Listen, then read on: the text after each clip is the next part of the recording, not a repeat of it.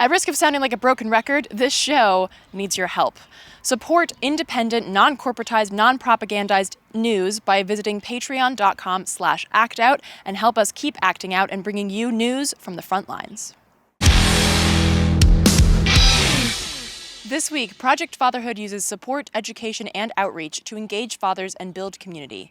Next up, embracing hypocrisy in our fight against hypocrisy, and finally, a look at toxic prisons and the prisoners who've experienced them. But first, we are but creatures of habit and keepers of time.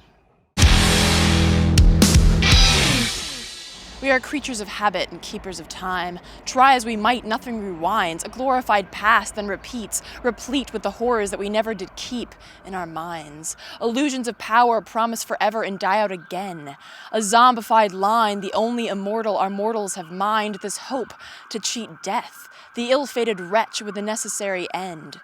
Scratching at truth like an evil to rue, a beast to subdue, willfully blind, seeing instead that the empires rise will never know fall, an autumn for all, a fresh new decline in due time. And in the meantime, the habits ingrained, some call it fate, a life preordained, but what is this but arrogance made, crafted by creatures at the top of the food chain, with bulky brains, and so many questions that swim in the gray, matter so matters of life can be placed in an easy square box, mark it fate, look away. Let's not be swayed by rising tides or issues of state. Let's not be bothered by this blatant slaughter of reason, of logic. Isn't it nicer to live with a blanket of fear than brave the cold, real, naked to habits that grab at that blanket and say, for Christ's sake, cover up? Staring at mirrors that show us this treason to self and each other. Seeing the blanket did more than simply kept us warm. It mars our past time of keeping and knowing the time, the months, days, and years that brought us to here. Covered with thick comfort, safe from the repetition, the logic attrition that grinds the gears, evolving our fears, mocking our soul and our mind, forcing the habits that plague humankind stop. We cannot rewind, but yes, we can mind how we've been here before. None of these stories are new. The characters shift, but the lines hardly drift. Set on a course, bolstered by force, questioning voices, the dissenting choices that push for our habits to change. A bold rearrange, mocking the cage, rushing the stage where the masters of habits, the casters of static, smile in their rigid estates. And we in our rigid chains. Shrug as we sway, straddle the line and stay 'cause it's late, and we don't have time or power to change what's enshrined. We are what we are, the ones that they made, the lowly, the line dwellers, simple of mind. The grooves of this path are smooth from our use, repeat 99. We are creatures of habit and keepers of time. What do you think we could find if we stepped out of line? Better? Perhaps. Different, I'm sure. Habits unmade in time. Use your mind.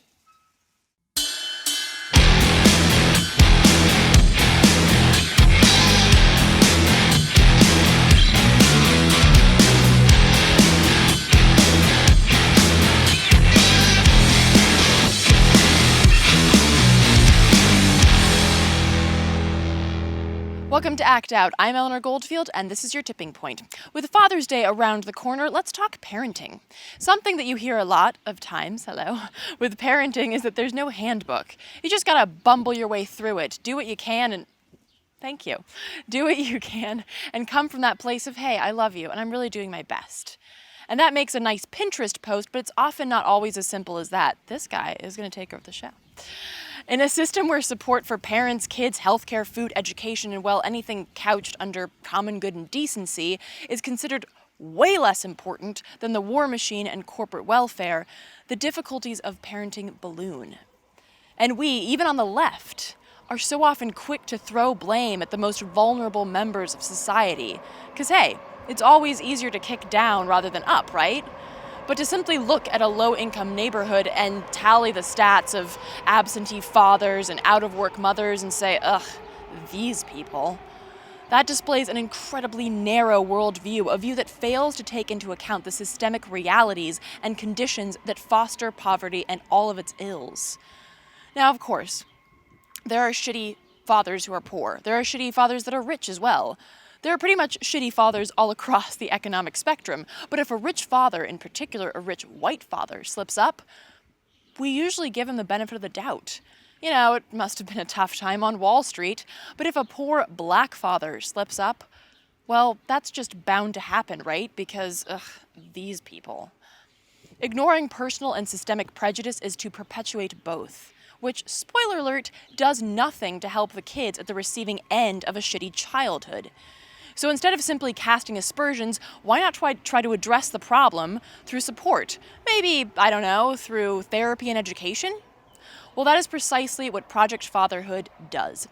Located in Los Angeles, Project Fatherhood seeks to, quote, re-engage low-income fathers, particularly in urban settings, in the care and upbringing of their children.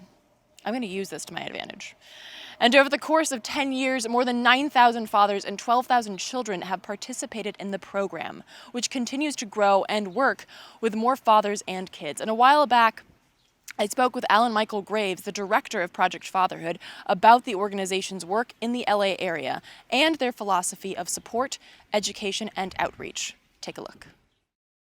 It's responsible parenting, economic stability, and healthy relationships or healthy marriage. So those three areas together are key factors as to why fathers are not involved, the lack of knowledge in those areas.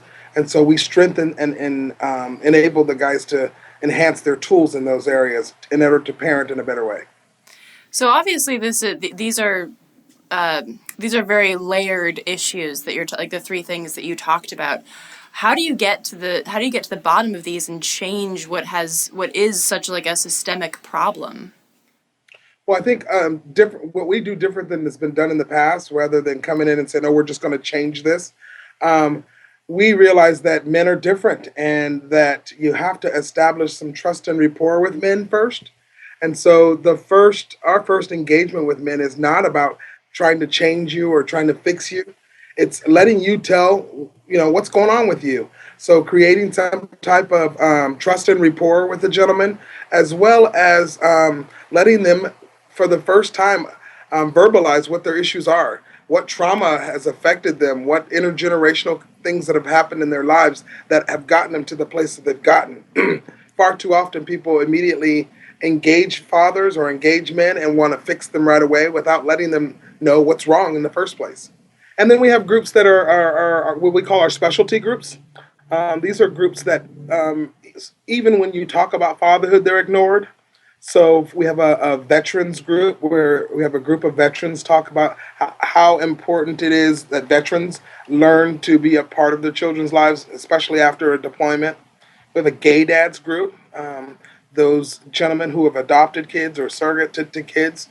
There's been no book on this before. And so they all get together and we create a space for them to talk about issues that come up in their parenting. How do you see the issue of raising black and brown kids in an environment struggling with this systemic racism, both in terms of the fathers that you speak to and their engagement with their kids? Because there was an interesting article written a while back by a black father who said that part of his job as a father was to explain what no white father has to explain, which is you need to be way more careful than your white counterparts. You can't go out at night like your white counterparts. Like, how does this systemic racism tie into your work? You're absolutely correct. We do have to do that as well. But I think what we've tasked ourselves with was not only educating fathers on how to have those conversations with their children, but also holding the systems that treat them in that manner accountable. So where I would say 50% of what we do is the parenting component, excuse me, and the support and the weekly meetings that we hold with the guys. But the other half is me sitting with the Department of Family and Children Services and saying, no, this is not correct policy on how you engage fathers. Sitting with child support, sitting with LAPD, sitting with LAUSD. Those are some very uncomfortable conversations that we have on an ongoing basis. But again, the more people are involved, the more likely they are for change. I'll give you an example. I have a 1.5-year-old, and I took him to the doctor for his annual physical. And at the end of the physical, he had an ear infection. And the doctor said, "Why don't you give me your wife's number so I can call her to tell her how to administer the drops in his ear. And it blew me away. I have multiple degrees, I'm highly educated, but you saw through me that you have to call my wife to tell her how to administer eardrops. And even when confronted, and I'm like, listen, doctor, I can do this. He was like, no, no, no, really, I don't mind. I'll call her. And in the past, we used to get upset about things like this, but this is a systemic social change that needs to be made because in this doctor's mind, and he's my son's pediatrician, so I know he's not overtly racist or have anything against men. In his mind, giving medication to infants is mom's job.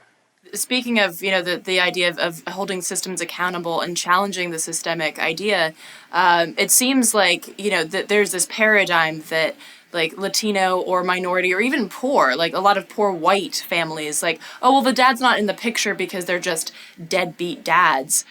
Talk a little bit about like just going up against that systemic paradigm for these fathers.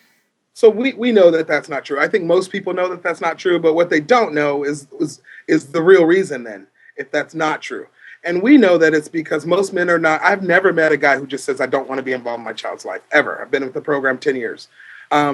And what we know is that there are reasons and barriers why they're not involved, whether it's intergenerational violence, substance abuse, domestic violence, low self-esteem. There is a reason why this father is not involved in his child's life.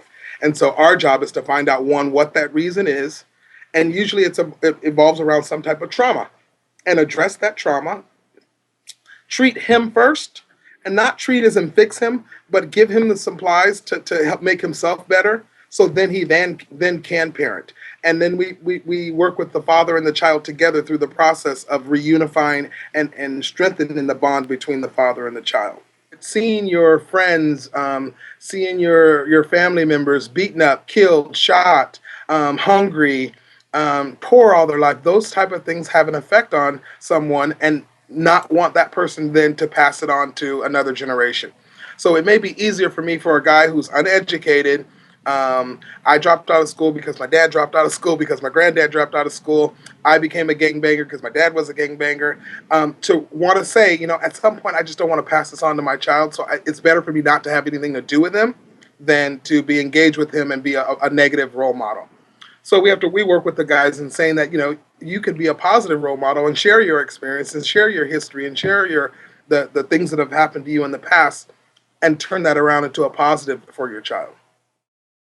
So one of the things that I really like and appreciate about Project Fatherhood, which you can find more about at the site below, is that they work within the system to combat the system's own shortcomings.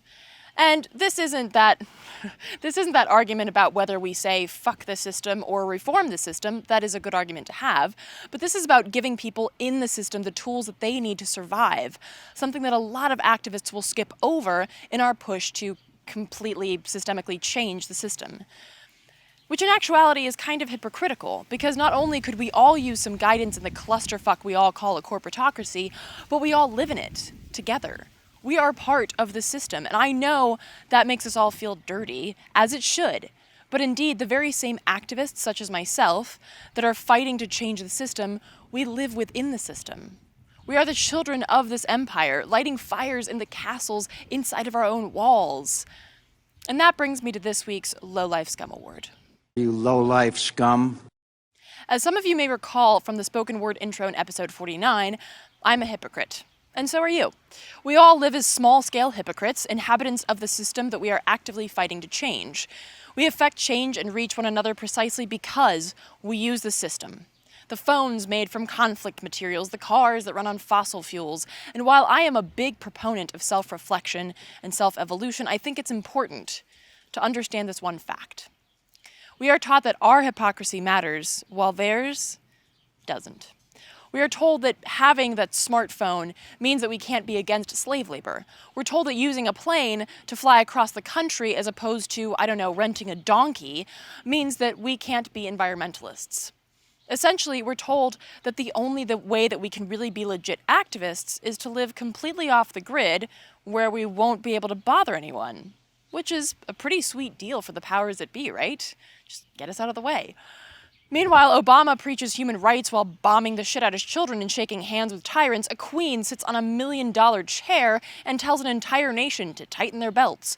A presidential candidate gives a speech on income inequality while wearing a $12,000 jacket.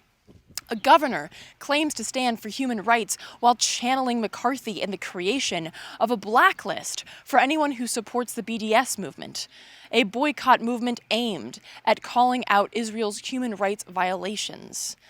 The UN, meanwhile, calls out wars and conflicts that in particular target children around the world while simultaneously removing Saudi Arabia from a blacklist of states that kill children, after having released a document that shows that the Saudi-led coalition, of which we're a part, by the way, has been responsible for 60% of child deaths and injuries in Yemen's bloody conflict. I mean, I actually don't even know if that last one is just straight hypocrisy. There's just so many layers of stupid and illogical. Anyway, as Annie Leonard, head of Greenpeace, said when we spoke to her during the Democracy Awakening actions here in D.C., we have to stop thinking that our individual choices are what will save us. Of course we should use a reusable bag. Of course you should recycle. But that's just being a responsible fucking adult.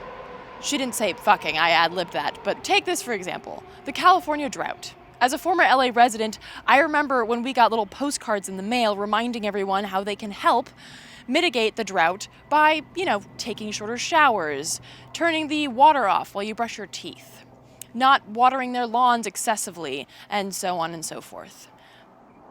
Good ideas, fine. But not only were these postcards a waste of paper, they failed to address the biggest suck of water in California. The agriculture industry uses 80% of water in California. That's 80, which includes anything from animal agriculture to almonds. And according to a 2014 Brookings Institute research, almost 40% of California's freshwater withdrawals are used solely for the production of fruits, nuts, and alfalfa. Alfalfa alone, making up about 15% of water usage, and the alfalfa, wait for it, is used to feed cows for dairy and meat production, wait for it again, in China. The fact that you zoned out under the showerhead is fucking unacceptable, but the fact that we ship the equivalent of 100 billion gallons of water a year to China is just business. So shut the hell up about it.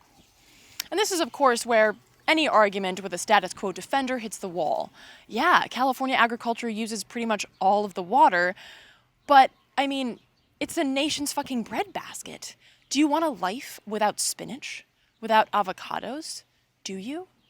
Well, no, I don't. I love spinach, I love avocados. I'm also a fan of long showers, but I understand the need to shift our paradigms in the face of impending climate catastrophes.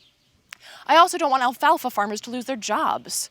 I don't want the people who work on oil rigs or fracking sites to be unemployed. But does that mean that we should just keep on with business as usual? Or does it mean that we should look into alternatives? Not just for those people and their livelihoods, but for all the people impacted by environmentally destructive practices. It is actually possible to make changes that don't end in economic ruin for the people. It is possible to create trade deals, for example, that put people and planet over profit for the 0.1%. It is possible, truly. But the bottom line for the corporatists on high are why these shifts are seen as impossible. Grotesque to even suggest, how dare you? Their large-scale hypocrisy is what keeps the gears oiled and running. The facade, the veneer of giving a shit, of standing up for the little guy, is how they can do exactly the opposite once the cameras, and indeed our minds, are switched off. Here's another example. A couple of weeks ago, Obama visited Vietnam for the first time.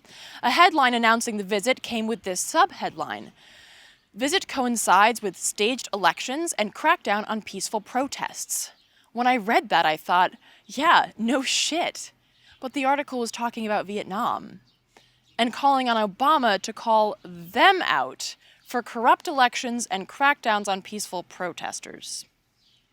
At that point, I had what can only be considered as the precursor to a brain aneurysm and passed out. The Asia director for Human Rights Watch, presumably unaware of this double entendre, said, quote, "President Obama is making this trip to deepen relations with Vietnam. But this must be based on a foundation of respect for basic rights." I totally agree, but riddle me this. How many countries is Vietnam currently at war with? How many countries does Vietnam unilaterally invade or drone strike for no fucking reason? Is Obama not currently pushing for a trade deal that would essentially gut human rights, access to health care, and living wages for millions of workers worldwide, including the use of literal slave labor in Malaysia? Has he not jailed more whistleblowers in his 2 terms than all other presidents before him combined? Has he not backed up Wall Street and perpetuated the gross corruption of our economy and political process? But hey, by all means, ask this guy to speak out in favor of human rights and fair elections. I'll be over here lamenting the fact that I used a to-go cup 2 fucking weeks ago. And again, that's the point. If reusable bags were the answer to all of our problems, don't you think that we would have solved all our problems by now?